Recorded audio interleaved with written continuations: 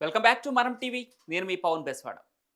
హైదరాబాద్లోని హుసేన్ సాగర్ లేక్ మధ్యలో నిలబడి ఉన్న బుద్ధ విగ్రహం ఒక అద్భుతమైన నిర్మాణం. ప్రపంచంలోనే అతిపెద్ద ఏకశిలా బుద్ధ విగ్రహం. ఇటువంటి అద్భుతమైన విగ్రహం వెనుక చాలా మందికి తెలియని ఒక హిస్టరీ అండ్ అన్ఫార్చునేట్ యాక్సిడెంట్ ఉంది. ఆ విగ్రహాన్ని అక్కడ నిలబెట్టడం వెనుక ఒక కళ, ఒక సంకల్పం మాత్రమే కాదు, కన్నీటితో తడిసిన ఒక సంఘటన కూడా ఉంది. ఇది చాలా మందికి తెలియని ఒక విషాద గాథ. దీని గురించి ఈ వీడియోలో వివరంగా తెలుసుకుందాం. 1985 సంవత్సరంలో అప్పటి ముఖ్యమంత్రి ఎన్టీఆర్ ఒక గొప్ప కల కన్నారు. హైదరాబాద్ నగరంకు ఒక ప్రత్యేక గుర్తింపు ఉండాలని, ప్రజల జీవితానికి బుద్ధుని శాంతి సూత్రాలు చేరాలని, ఆ తత్వాన్ని ప్రతిబింబించేలా నగరానికి మధ్యలో ఉన్న హుసేన్ సాగర్లో ఒక అద్భుత బుద్ధ విగ్రహాన్ని నిలపాలని నిర్ణయించారు. ఇది కేవలం ఓ పొలిటికల్ గిమ్మిక్ అయితే కాదు. ఎన్టీఆర్కు బౌద్ధ ధర్మంపై ప్రత్యేక అభిమానం ఉండేది. ఆయనే ఈ విగ్రహాన్ని ప్రతిష్ఠించాలని అనుకున్నారు. బుద్ధుని విగ్రహం కోసం బహిరంగంగా టెండర్లు పిలిచారు. అంతేగాక విదేశాల నుంచి శిల్పాన్ని తీసుకురావాలన్న ప్రతిపాదన కూడా పరిశీలించారు. కానీ చివరికి మన దేశంలోనే, మన ప్రజల చేతుల్లోనే దాన్ని రూపొందించాలని నిర్ణయించారు. హైదరాబాద్కు 40 మైళ్ళ దూరంలో ఉన్న భువనగిరి దగ్గర ఒక పెద్ద తెల్లని గ్రానైట్ రాయిని కనుగొన్నారు. దాదాపు 200 మంది కార్మికులు, ఆర్కిటెక్ట్ ఎస్ఎం గణపతి స్థపతి నేతృత్వంలో 2 ఏళ్లు కష్టపడి ఈ విగ్రహాన్ని చెక్కారు. 58 అడుగుల ఎత్తు, 350 టన్నుల బరువుతో బుద్ధుడి విగ్రహం అద్భుతంగా తయారైంది. ఇది దక్షిణాసియాలోనే అతిపెద్ద మోనోలిథిక్ బుద్ధ విగ్రహంగా నిలిచింది. కానీ అప్పుడే నిజమైన సవాల్ మొదలైంది. ఆ విగ్రహాన్ని చెరువులోకి తరలించాల్సి వచ్చింది. అంత భారీ విగ్రహాన్ని చెరువు మధ్యలోకి తీసుకెళ్లటం అంటే అది చిన్న విషయం కాదు.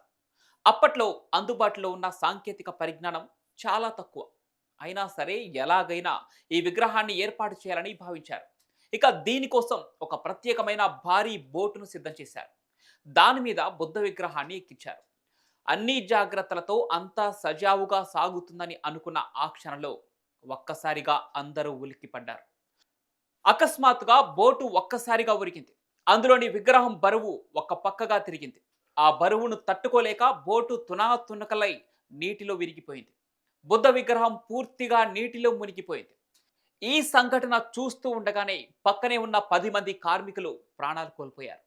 బోటు మీద ఉన్నవారు ఊహించని వేగంతో నీళ్లలోకి పడిపోయారు. క్షణాల్లో హుసేన్ సాగర్ ఘటన సంచలనంగా మారింది.